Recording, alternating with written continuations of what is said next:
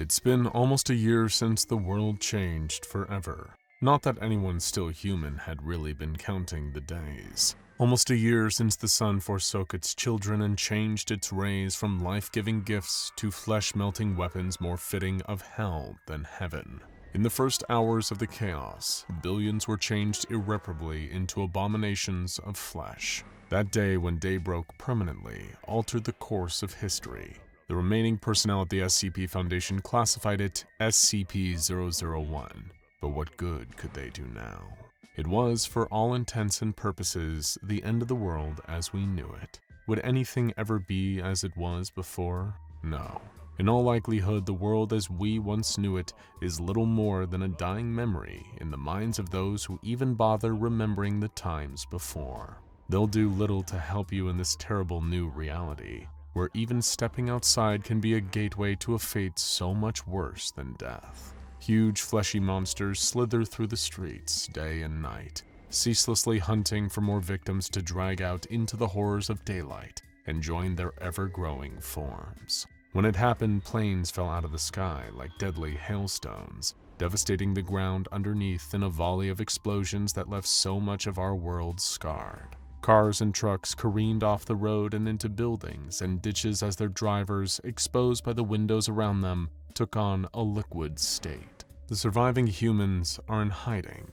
Many, like you or me, want to survive and be safe for another day. Others, who lost their minds during the change or perhaps were always cruel and monstrous underneath it all, lurked in the darkness waiting for others they could destroy, with no law or order to stop them from indulging in their worst pleasures now. Anyone who had survived this long was smart, lucky, or some cursed combination of the two. One wanderer named David didn't quite know which group he'd classify himself as. He wandered through what had once been the streets of New York City, every inch of his body covered up with a special anti-sun suit of his own making.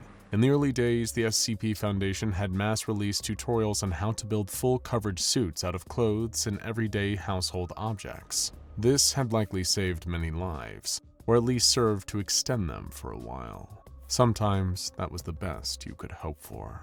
David knew where he was going.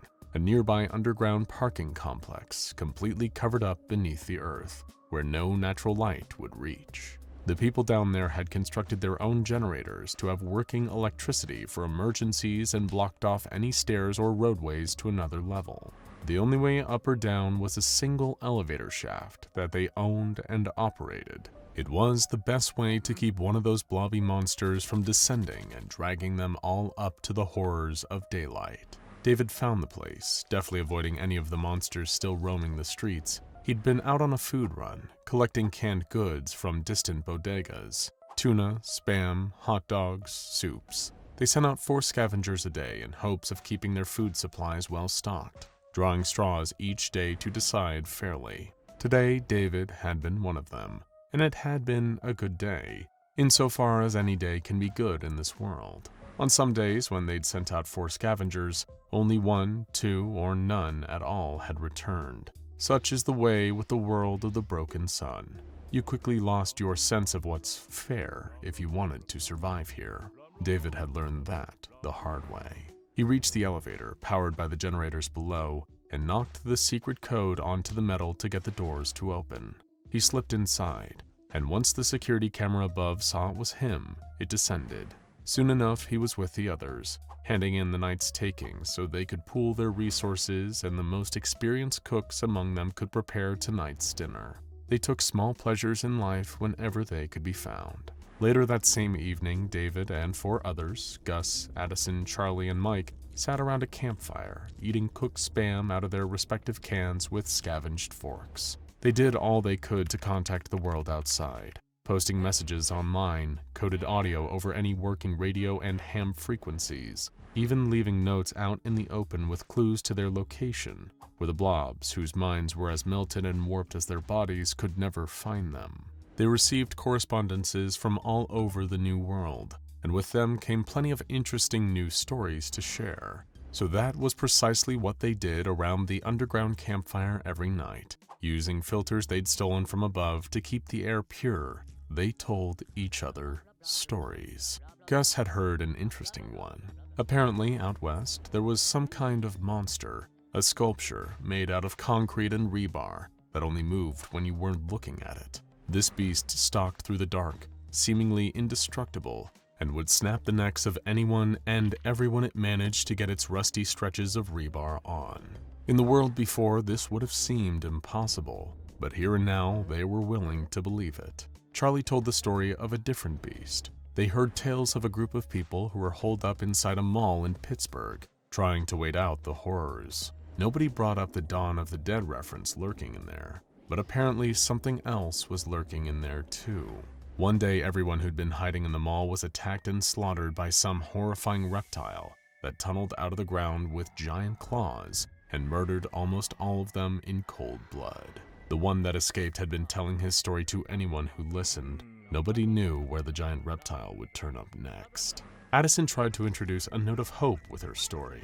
She'd heard that out there was some mad genius working on a cure, a man who always wore a black cloak and a white mask, like one of those old-fashioned plague doctors. He'd come closer than anybody else to synthesizing a cure, and he and all the others with him were holed up in an SCP Foundation site, accepting help from anyone who happened to wander by. It would certainly be a nice story if it were true, but nobody could really know for sure, could they?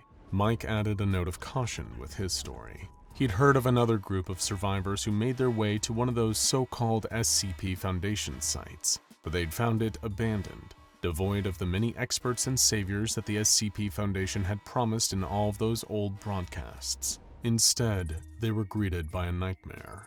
A ghoulish old man covered in black slime, with a permanent sadistic grin on his face. He could walk through walls and melt off skin with his burning touch. He's always out there, just waiting for more unfortunate, hope-filled victims to fall into his clutches. That sent a shudder through them all. What had happened? Of course, there was the obvious problem of the treacherous burning sun up above and its melted minions down below, but how had the world suddenly become so beset with these terrible monsters? It was like the gates of hell had opened, and all manner of beasts had come spilling out. All that the human race could do now was survive, but every day, the world seemed a little less worth surviving for. Why were they here? Just to be prey for these nightmare creatures? David, who had been silent up to this point, finally spoke up asking, "Have any of you heard of the Black Warrior?" There was silence. None have heard of this one before. They waited and listened. "He saved my life," David went on, "and I'd guess I'm not the only one." The incident, as David told it, had happened weeks ago, before he'd even joined up with this current group. He'd lost everything and everyone, and was left wandering the wastes of New York City alone. He'd been hiding in the dark of an old financial building for so long, but his food supply had run completely dry. He would simply need to leave. He knew that if he waited any longer, even a few more hours without food, he'd pass out and die of starvation in his sleep, or be killed by one of those things. He'd need to go out in daylight and forage. It was the only way. He'd already built a total coverage suit. What did he have to lose? That very thought would bring him closer to death than he'd ever been before. David wandered out, half delirious with hunger, trying to find a store that hadn't been looted or burned down to nothingness. His vision was hazy. He needed something to eat and, ideally, something to drink too. He felt happier than he'd ever remembered being when he came across an abandoned Japanese grocery store and filled up on stale rice and several bottles of ramune like some con-going teenager. However, while he may have just saved his life in one way, he'd put it in grave danger in another. The second he stepped out of the store, one of those giant, terrible flesh monsters saw him. His heart almost stopped as this mountain of rancid, liquefied meat slithered towards him at shocking speed, sprouting a series of long tendrils ready to grab him, tear off his suit, and add him to its terrible collective. Trying to save his own life had seemingly killed him. Of course, David tried to run, but it was already too late. He felt the tendrils grab him and lift him into the air, pulling him towards the immense and terrible flesh of this rampaging superorganism. It called out in so many warped voices at once, crying for terrible unity. David knew that in mere moments, it would tear off his suit, and suddenly he'd be worse than dead. But it seemed that luck was about to shine on him in the strangest of ways. Every single one of the flesh monster's gibbering voices became unified in a blood-curdling scream. Something swung down and cleaved the mountain in half, splitting it cleanly into two smaller blobs. The tendrils immediately retracted, and David was dropped to the ground as the two smaller shrieking blobs slithered off, terrified, in different directions. At first, David had no idea what had just happened as he began picking himself up from the ground. Then he saw the silhouette of a mighty figure standing a few feet away, holding a bigger sword than he thought would be possible for a normal human to carry. But this was no normal human, if it was human after all.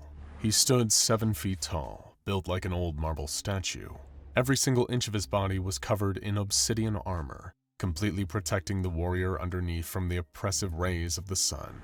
This was the figure that David and all the others who'd encountered him had taken to calling the Black Warrior. Nobody knew who he was underneath. All they knew was that he wandered the New World day and night, slaughtering the beasts of the sun. He feared nothing, and everyone else knew to fear him. David was on his back, staring with disbelief at the Black Warrior. The warrior exhaled and began to walk towards him.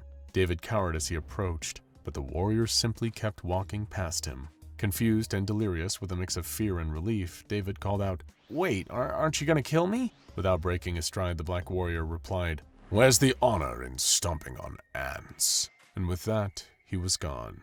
He'd saved David's life and then compared its value to that of an ant. That was the Black Warrior, it seemed. He was neither a hero nor a villain in this new world, just a man looking to pick a good fight. And from the casualness with which he performed every action, even cleaving the abominable flesh monsters, it was likely he hadn't faced an opponent he considered worthy yet. Once David had told his story, there was silence around the campfire. David would never know if the others had believed his story, or whether they thought it was just the ramblings of a terrified man who'd just gotten lucky. But we know that David wasn't lying about the Black Warrior. Of course, that was a relatively recent name for him. The SCP Foundation had known him mainly as SCP-076-2, but to himself, he was always Abel. It had been Abel's second resurrection into the world of When Day Breaks. In his first, he'd decided to do something bold and daring.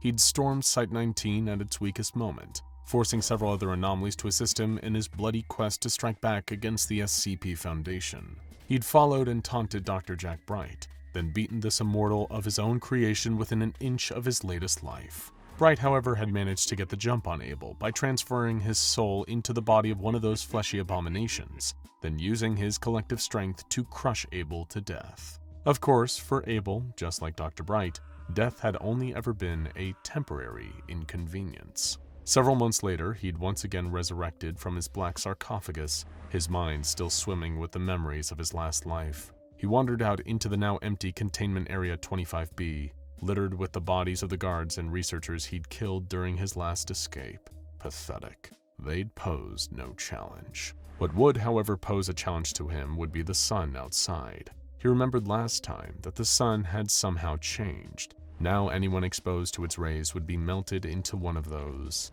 things. Abel was intelligent enough to realize that this was something he might not be able to regenerate from. He needed a more permanent solution. But Abel had spent his last several thousand years walking this earth, coming up with extremely permanent solutions to all of his problems, and this would be no exception.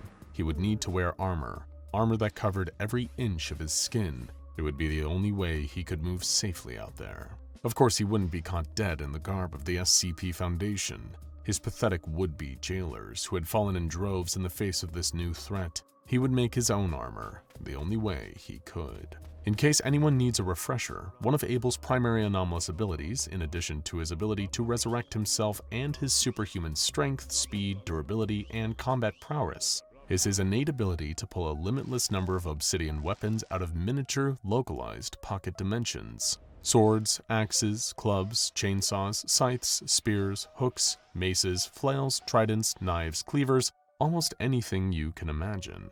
But Abel's deadliest weapon of all was his brain, and it was with that, and a combination of all his other weapons, that Abel would figure the perfect way out of this situation. First of all, he produced a mountain of weapons within the site, a huge pile that would make an army of medieval knights go weak at the knees. But he would not use these weapons for their intended purpose. Instead, he went about searching the building for materials he could use in his brand new project. All he needed was sufficient metal he could bend into place, and a blast furnace, one that he would eagerly use the site's built-in nuclear warhead, designed for the explicit purpose of killing him during an escape, to instead facilitate his new life in this new world. What a wonderful plan it was shaping up to be.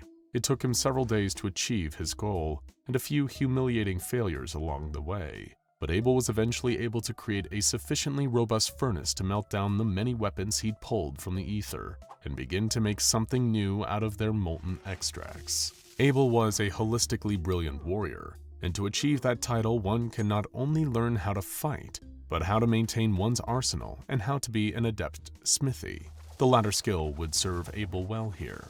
He used his own molten weapons to construct the perfect battle armor that would cover his body entirely and protect him from the deadly sun above. He made several prototypes, testing each one by dressing up one of the many Foundation corpses in it, and pushing it out into the sun. The first few soon had liquefied human leaking out of its seams, so Abel knew he needed to iterate and improve. Thankfully, despite what his bloodthirsty demeanor might tell you, Abel could be very patient when he needed to be, especially when that patience could lead to greater bloodshed down the line.